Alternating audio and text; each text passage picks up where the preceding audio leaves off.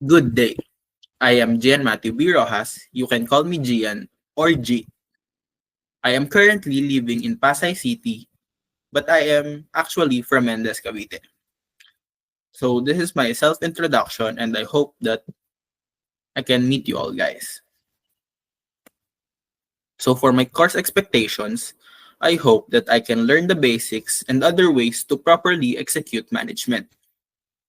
Build connections that can be a solid foundation in a management standpoint and develop leadership skills and traits to be a team player. So what do I expect from my classmates? I hope to have classmates that share ideas and develop our teamwork throughout the semester. I hope my classmates to be mature and respectful at all times.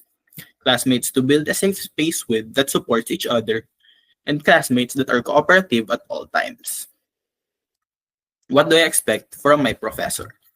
First is I hope that I will have a professor that will guide us to understand this course and a professor that is optimistic, the truth and roots for his students.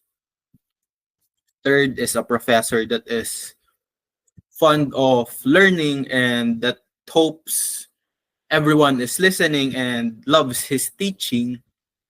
And last is a professor that can serve as a good role model to his students. So to make the most out of this course, this is what I can bring to the table.